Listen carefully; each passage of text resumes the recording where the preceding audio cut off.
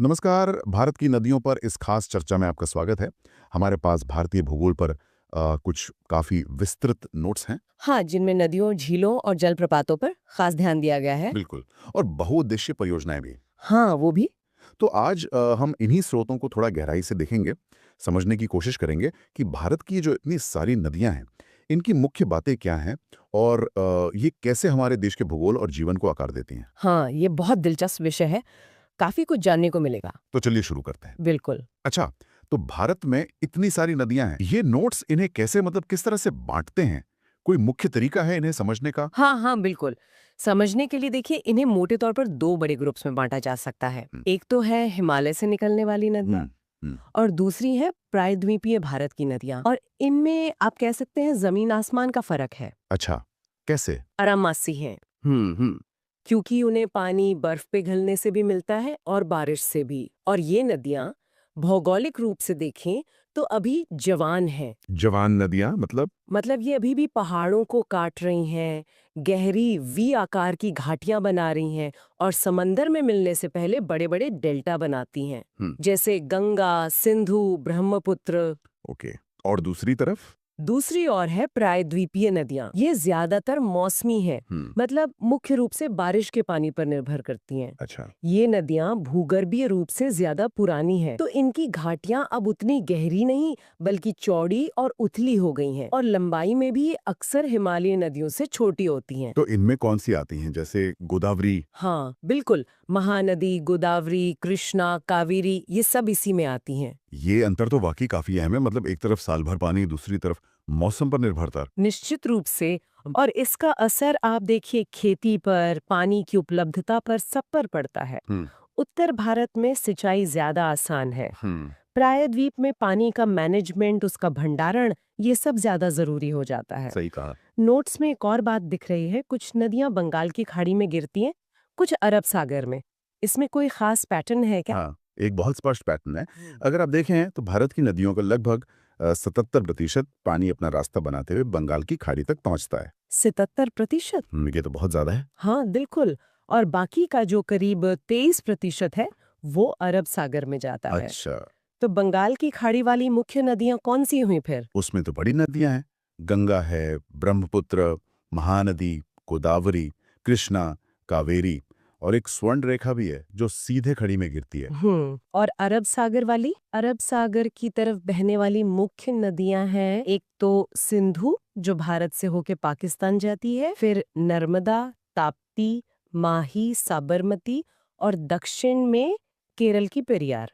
अच्छा, नर्मदा और ताप्ती का नाम आया। ये दोनों पश्चिम की ओर बहती हैं, ये तो पता है। पर नोट्स में ये भी लिखा है कि ये डेल्टा नहीं बनाती। ये थोड़ा अजीब लगता है। नदियां तो अक्सर डेल्टा बनाती हैं ना। हाँ, आपने बिल्कुल सही पकड़ा। नर्मदा और ताप्ती की कहानी थोड़ी अलग है। ये दोनों नदियां एक्चुअली भ्रंश घाटियों से, यानी जमीन में जो गहरी दरारें होती हैं, हम्म, रिफ्ट वैली, उनसे होकर बहती हैं। ओके। तो जब ये पश्चिम की ओर बहते हुए समुद्र से मिलती हैं, तो ये डेल्टा बनाने की बजाय ज्वार नदमुख बनाती हैं, एस्चुरी जिसे कहते हैं। अच्छा, पर क्यों? इसका एक कारण ये भी है कि ये कठोर चट्टानों वाले इलाके से गुजरती हैं, तो अपने साथ वो बारीक मिट्टी या सिल्ट जो डेल्टा बनाने के लिए जरूरी होता है, वो उतनी ज्यादा मात्रा में नहीं ला पाती। समझ गया। और ये प्रायद्वीपीय भारत की दो सबसे प्रमुख नदियां हैं, जो पश्चिम दिशा में बहकर अरब सागर में मिलती हैं। ये तो वाकई दिलचस्प है। चलिए अब कुछ प्रमुख नदी तंत्रों को थोड़ा और करीब से देखते हैं। शुरुआत सिंधु नदी से करते हैं। इतिहास में भी इसका बहुत जिक्र है। नोट्स के मुताबिक इसका सफर तिब्बत से शुरू होता है।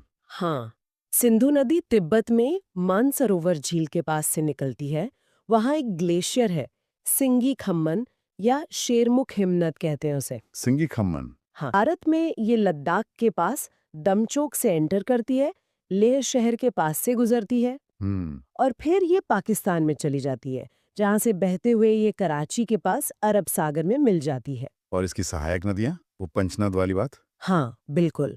इसकी 5 बहुत जानी मानी सहायक नदियां हैं, झेलम, चिनाब, रावी, व्यास और सतलज। इन्हें मिलाकर पंचनद कहा जाता है। हम्म, ये पांचों नदियां अपना पानी पाकिस्तान में एक जगह है मिठानकोट, उसके पास सिंधु में मिला देती हैं। सिंधु नदी तो भारत और पाकिस्तान दोनों के लिए बहुत महत्वपूर्ण है। इसके पानी के बंटवारे को लेकर कोई समझौता या कुछ है? नोट्स में शायद 1960 के एक समझौते का जिक्र है। हाँ हाँ, वो बहुत ही महत्वपूर्ण समझौता है, सिंधु जल समझौता या इंडस वाटर्स ट्रीटी। ये 1960 में हुआ था भारत और पाकिस्तान के बीच, और इसमें वर्ल्ड बैंक ने मध्यस्थता की थी। अच्छा। इसके तहत जो पश्चिम की 3 नदियां हैं, सिंधु, झेलम और चिनाब, इनके पानी का अधिकांश हिस्सा, मतलब करीब 80% इस्तेमाल करने का अधिकार पाकिस्तान को मिला। ओके। और जो पूरब की 3 नदियां हैं, रावी, व्यास और सतलज, इनके पानी पर लगभग पूरा अधिकार, यानी करीब 80% भारत को मिला। अच्छा, तो ये बंटवारा हुआ। हाँ, और ये समझौता आज भी लागू है और दोनों देशों के बीच पानी के बंटवारे का आधार है। समझ गया। चलिए, अब आते हैं भारत की शायद सबसे जानी मानी और पवित्र नदी गंगा पर। इसका उद्गम कहाँ से होता है? क्या ये शुरू से ही गंगा कहलाती है? नहीं नहीं, इसकी शुरुआत थोड़ी अलग है। इसका जो मुख्य स्रोत है वो उत्तराखंड में गंगोत्री ग्लेशियर के पास गोमुख नाम की जगह है। हाँ, गोमुख। वहां से ये भागीरथी नदी के रूप में निकलती है। भागीरथी। हाँ, फिर आगे चलकर देवप्रयाग नाम की जगह पर ये एक और बड़ी नदी अलकनंदा से मिलती है। हम्म। जब भागीरथी और अलकनंदा का संगम होता है, तब इनकी मिली हुई धारा गंगा कहलाती है। अच्छा, तो देवप्रयाग में बनती है गंगा। बिल्कुल। और गंगा की कुल लंबाई लगभग 2525 किलोमीटर्स है। ये भारत में बहने वाली सबसे लंबी नदी है। सबसे लंबी। ओके। हाँ, और 2008 में इसे भारत की राष्ट्रीय नदी भी घोषित किया गया था। देवप्रयाग का जिक्र आया, नोट्स में पंचप्रयाग की बात भी है। देवप्रयाग, रुद्रप्रयाग, कर्णप्रयाग, नंदप्रयाग, विष्णुप्रयाग। ये क्या है? हाँ, ये उत्तराखंड में 5 बहुत पवित्र संगम स्थल हैं। प्रयाग मतलब संगम। ये वो जगह है जहाँ अलकनंदा नदी अपनी अलग-अलग सहायक नदियों से मिलती है। अच्छा, अलकनंदा से मिलती है। हाँ, मुख्य नदी अलकनंदा है इन प्रयागों में। अगर हम ऊपर से नीचे की ओर देखें, तो सबसे पहले विष्णु प्रयाग में अलकनंदा और धौली गंगा मिलती हैं। हम्म। फिर नंद प्रयाग में अलकनंदा और नंदाकिनी का संगम होता है। उसके बाद कर्ण प्रयाग में अलकनंदा से पिंडर नदी मिलती है। ओके। फिर आता है रुद्रप्रयाग, जहाँ अलकनंदा और मंदाकिनी नदी का मिलाप होता है। ये मंदाकिनी केदारनाथ से आती है। अच्छा, केदारनाथ वाली। हाँ, और आखिर में है देवप्रयाग, जहाँ अलकनंदा और भागीरथी मिलकर गंगा बन जाती हैं। समझ गया। तो ये पांचों प्रयाग बहुत महत्वपूर्ण हैं। हाँ, हिंदू धर्म में इनकी बहुत मान्यता है। तो मतलब देवप्रयाग वो जादुई जगह है जहाँ असल गंगा का जन्म होता है। हाँ, अच्छा, गंगा की सहायक नदियों की बात करें तो यमुना का इसमें क्या स्थान है और कौन सी मुख्य नदियां हैं? यमुना तो गंगा की सबसे लंबी सहायक नदी है, करीब 1326 किलोमीटर लंबी। सबसे लंबी सहायक नदी। हाँ, ये भी उत्तराखंड में यमुनोत्री ग्लेशियर से निकलती है और प्रयागराज यानी इलाहाबाद में गंगा के दाहिने किनारे पर आकर उसमें मिल जाती है। हम्म। इसके अलावा अगर उत्तर से देखें, मतलब हिमालय की तरफ से, तो रामगंगा, गोमती, घाघरा, जिसे अयोध्या के पास सरयू भी कहते हैं, गंडक और कोसी, ये मुख्य सहायक नदियां हैं जो आकर मिलती हैं। कोसी।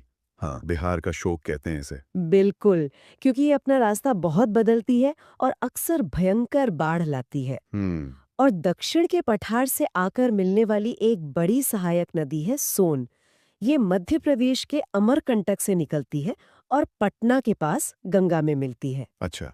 फिर आगे चलकर पश्चिम बंगाल में फरक्का नाम की जगह पर गंगा 2 हिस्सों में बंट जाती है। हाँ। हाँ, जो मुख्य धारा है वो पद्मा नाम से बांग्लादेश में चली जाती है, और दूसरी धारा हुगली नाम से दक्षिण की ओर बहती है, कोलकाता से होते हुए, और फिर बंगाल की खाड़ी में गिर जाती है। तो हुगली भी गंगा का ही हिस्सा है। हाँ, एक तरह से उसकी शाखा है। गंगा और सिंधु के बाद उत्तर भारत की एक और विशाल नदी है ब्रह्मपुत्र। नोट्स बताते हैं कि इसका सफर भी तिब्बत से शुरू होता है, लेकिन इसका अंदाज बिल्कुल अलग है और इसके कई नाम भी हैं, है ना? हाँ, ब्रह्मपुत्र का मिजाज और सफर दोनों ही बहुत अलग हैं। ये भी तिब्बत में मानसरोवर झील के पास से ही निकलती हैं, चेमायुंगडुंग ग्लेशियर से। चेमायुंगडुंग। हाँ, तिब्बत में जहाँ ये एक ठंडे और सूखे पठार पर बहती है, वहाँ इसे सांगपो कहते हैं। सांगपो मतलब? सांगपो का मतलब होता है पवित्र करने वाली या शोधक। ये हिमालय के साथ साथ पूरब की ओर बहती है लंबे रास्ते तक। फिर अचानक नामचा बरवा पर्वत के पास एक बहुत तीखा मोड़ लेती है और भारत के अरुणाचल प्रदेश में घुसती है। अच्छा, यू टर्न जैसा। से दिहांग या सियांग कहते हैं। फिर जब ये असम की घाटी में उतरती है और इसमें दिबांग और लोहित जैसी नदियां मिलती हैं, तब इसका नाम ब्रह्मपुत्र पड़ता है। तो असम में ब्रह्मपुत्र बनती है ये। हाँ, असल नाम वहां मिलता है और असम में ही ये नदी दुनिया का सबसे बड़ा नदी द्वीप माजुली बनाती है। माजुली द्वीप, हाँ ये तो सुना है। फिर ये बांग्लादेश में जाती है, जहां इसे जमुना कहा जाता है।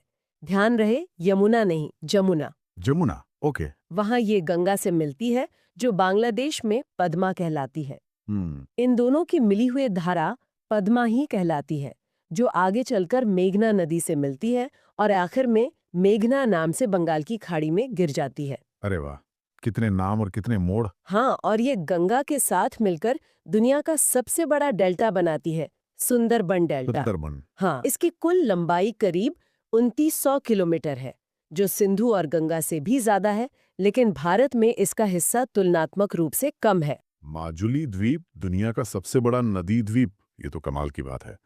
चलिए अब जरा दक्षिण भारत की ओर चलते हैं। प्रायद्वीपीय नदियों में गोदावरी का नाम शायद सबसे पहले आता है। इसे दक्षिण गंगा या बूढ़ी गंगा भी कहते हैं, ऐसा क्यों? हाँ, गोदावरी प्रायद्वीपीय भारत की सबसे लंबी नदी है, लगभग 1465 किलोमीटर। सबसे लंबी, ओके। हाँ, ये महाराष्ट्र में नासिक के पास त्र्यंबकेश्वर की पहाड़ियों से निकलती है और पूरब की ओर बहते हुए आंध्र प्रदेश में बंगाल की खाड़ी में अपना बड़ा सा डेल्टा बनाती है। अपने बड़े आकार और सांस्कृतिक महत्व के कारण इसे अक्सर वृद्ध गंगा या कभी-कभी दक्षिण गंगा भी कह दिया जाता है। अच्छा, इसकी सहायक नदियां कौन सी हैं? इसकी कुछ प्रमुख सहायक नदियां हैं पेनगंगा, इंद्रावती, प्राणहिता, मंजरा, वैनगंगा, वर्धा। इनमें से कई नदियां खुद भी काफी बड़ी हैं। और गोदावरी के बाद कृष्णा नदी का नंबर आता है ना? और कावेरी और महानदी भी दक्षिण की बड़ी नदियां हैं। बिल्कुल। कृष्णा नदी प्रायद्वीपीय भारत की दूसरी सबसे लंबी नदी है, करीब 1400 किलोमीटर। ये महाराष्ट्र में महाबलेश्वर के पास पश्चिमी घाट से निकलती है और ये भी पूरब की ओर बहकर बंगाल की खाड़ी में गिरती है। अच्छा। तुंगभद्रा इसकी सबसे बड़ी सहायक नदी है। इसके अलावा भीमा, कोयना, घाटप्रभा, मूसी, जिसके किनारे हैदराबाद बसा है, ये भी कृष्णा की सहायक नदियां हैं। और कावेरी, उसे भी कुछ खास कहते हैं। हाँ, कावेरी जो लगभग 800 किलोमीटर लंबी है, वो कर्नाटक के कोडागु जिले में ब्रह्मगिरी पहाड़ियों से निकलती है। ये कर्नाटक और तमिलनाडु से बहकर बंगाल की खाड़ी में मिलती है। कावेरी को उसकी पवित्रता और एक तरह से साल भर पानी रहने की वजह से, क्योंकि इसे दक्षिण पश्चिम मानसून और उत्तर पूर्व मानसून दोनों से पानी मिलता है, दक्षिण भारत की गंगा कहा जाता है। अच्छा, दक्षिण भारत की गंगा। गोदावरी को दक्षिण गंगा और कावेरी को दक्षिण भारत की गंगा, थोड़ा कंफ्यूजिंग है। हाँ, ये नाम कभी-कभी ओवरलैप करते हैं, लेकिन कावेरी के लिए दक्षिण भारत की गंगा ज्यादा प्रचलित है, शायद उसकी ज्यादा नियमित प्रवाह और पवित्रता की वजह से। इस पर मशहूर शिव समुद्रम झरना भी है। शिव समुद्रम, ओके। और महानदी? महानदी जो करीब 881 किलोमीटर लंबी है, वो छत्तीसगढ़ के सिहावा इलाके के पास से निकलती है और फिर उड़ीसा से बहते हुए बंगाल की खाड़ी में अपना डेल्टा बनाती है। भारत का सबसे लंबा बांध हीराकुंड बांध इसी नदी पर उड़ीसा में बना है। हीराकुंड, हाँ ये तो बहुत फेमस है। बिल्कुल। हमने पश्चिम की ओर बहने वाली नर्मदा और ताप्ती की बात तो की, जो एस्चुरी बनाती हैं। इनके अलावा नोट्स में और भी पश्चिम प्रवाही नदियों का जिक्र है, जैसे साबरमती, माही। हाँ, कई और नदियां हैं जो पश्चिम की ओर बहकर अरब सागर या खंबात की खाड़ी में गिरती हैं। साबरमती नदी राजस्थान की अरावली पहाड़ियों से निकलती है, फिर गुजरात से बहती है और अहमदाबाद और गांधीनगर इसी के किनारे बसे हैं। ये खंबात की खाड़ी में गिरती है। फिर है माही नदी, ये मध्य प्रदेश के विंध्य पहाड़ों से निकलती है, फिर राजस्थान और गुजरात से बहकर खंभात की खाड़ी में गिरती है। और इसकी सबसे मजेदार बात यह है कि ये भारत की एकमात्र नदी है जो कर्क रेखा को 2 बार काटती है। 2 बार? कैसे? हाँ, ये पहले उत्तर की ओर जाती है, कर्क रेखा को काटती है, फिर मुड़कर दक्षिण पश्चिम की ओर बहती है और फिर से कर्क रेखा को काटती है गुजरात में। वाह, ये तो यूनिक है ना? एक और बहुत अलग नदी है लूनी। ये राजस्थान में अजमेर के पास अरावली से निकलती है, थार रेगिस्तान में बहती है, लेकिन समुद्र तक पहुंच ही नहीं पाती। समुद्र तक नहीं पहुंचती? कहाँ जाती है? ये गुजरात में कच्छ के रण के दलदली इलाके में जाके विलीन हो जाती है, मतलब खो जाती है। इसे अंतर्देशीय जल निकासी का उदाहरण मानते हैं। कमाल है। और दक्षिण में? केरल की सबसे लंबी नदी है पेरियार। ये भी पश्चिम की ओर बहकर अरब सागर में मिलती है। गोवा की राजधानी पणजी मांडवी नदी के किनारे है। और कर्नाटक में शरावती नदी है, जिस पर भारत का बहुत मशहूर जोग या गिरसोप्पा झरना है। अच्छा। ये भी अरब सागर में गिरती है। जोग फॉल्स। हाँ, तो पश्चिम की ओर भी काफी विविधता है। बिल्कुल। कर्क रेखा को 2 बार काटना या रेगिस्तान में खो जाना, ये नदियां तो अपनी अलग पहचान रखती हैं। नोट्स में दामोदर और स्वर्ण रेखा नदियों का भी जिक्र है। ये कहाँ फिट होती हैं? हाँ, दामोदर नदी भी महत्वपूर्ण है। ये झारखंड के छोटा नागपुर पठार से निकलती है और पश्चिम बंगाल में बहकर हुगली नदी में मिल जाती है, जो हमने देखा गंगा की एक शाखा है। हाँ। पहले ये अपनी विनाशकारी बाढ़ों के लिए बहुत बदनाम थी। इसे बंगाल का शोक कहते थे। अच्छा, जैसे कोसी बिहार का? हाँ, बिल्कुल वैसा ही। इसी समस्या से निपटने के लिए 1948 में आजाद भारत की पहली बड़ी बहुउद्देश्य नदी घाटी परियोजना शुरू की गई थी, दामोदर घाटी निगम यानी डीवीसी। डीवीसी, हाँ सुना है। ये अमेरिका की टेनेसी वैली अथॉरिटी टीवीए के मॉडल पर आधारित थी। इससे बाढ़ रोकने में मदद मिली और बिजली बनाने और सिंचाई की सुविधा भी हुई। तो ये काफी सफल रही। हाँ, इसे भारत की शुरुआती सफल परियोजनाओं में गिना जाता है। और स्वर्ण रेखा नदी, ये भी छोटा नागपुर पठार से ही निकलती है, रांची के पास से। ये झारखंड, पश्चिम बंगाल और उड़ीसा से होकर बहती है और ये सीधे बंगाल की खाड़ी में गिरती है, किसी दूसरी नदी में मिले बिना। जमशेदपुर शहर इसी नदी के किनारे बसा है। अच्छा, ये सीधे समुद्र में जाती है। हाँ। अच्छा, एक और मजेदार बात नोट्स में दिख रही है। कुछ नदियां दुनिया में खास रेखाओं जैसे विषुवत रेखा या कर्क मकर रेखा को काटती हैं। ये क्या है? हाँ, ये कुछ इंटरेस्टिंग ज्योग्राफिकल फैक्ट्स हैं। जैसे अफ्रीका में कॉन्गो नदी है, जिसे जायरे नदी भी कहते हैं। वो भूमध्य रेखा यानी इक्वेटर को 2 बार काटती है। 2 बार इक्वेटर को? हाँ, और वहीं अफ्रीका की ही एक और नदी है लिम्पोपो नदी। वो मकर रेखा ट्रॉपिक ऑफ कैप्रिकॉर्न को 2 बार काटती है। मकर रेखा को? हाँ, और जैसे हमने अभी बात की, भारत की माही नदी कर्क रेखा को 2 बार काटती है। हाँ, ये तो हमने भी डिस्कस किया। और दुनिया की सबसे लंबी नदी अफ्रीका की नील नदी, वो भूमध्य रेखा के पास से शुरू होती है, विक्टोरिया झील से, और उत्तर की ओर बहते हुए कर्क रेखा को पार करके भूमध्य सागर में गिरती है। तो वो इक्वेटर और ट्रॉपिक ऑफ कैंसर दोनों को पार करती है। ये तो सच में कुछ रोचक तथ्य हैं। तो ये सारी जानकारी वाकई भारत की नदियों की एक पूरी तस्वीर पेश करती है। अगर हम इन सब बातों को समेटें तो मुख्य निष्कर्ष क्या निकलते हैं? क्या की टेक अवेज है? देखिए, सबसे बड़ी बात तो यही समझ आती है कि भारत का नदी तंत्र कितना विशाल, कितना विविध और कितना जटिल है। ये नदियां सिर्फ पानी का बहाव नहीं है, ये इस देश के भूगोल को,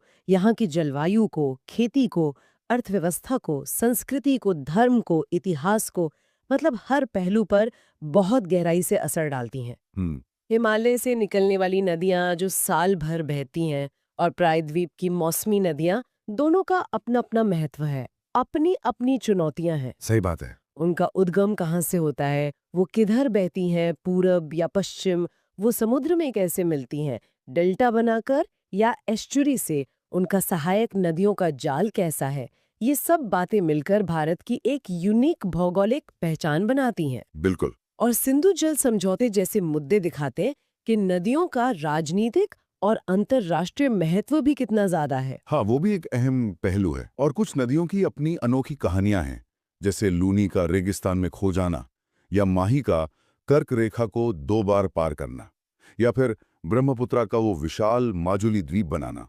ये विविधता सचमुच अद्भुत है। हाँ, ये भारत की भौगोलिक रिसेट्स को दर्शाती है। वाकई इन स्रोतों के जरिए भारत की नदियों को समझना एक गहरा अनुभव रहा।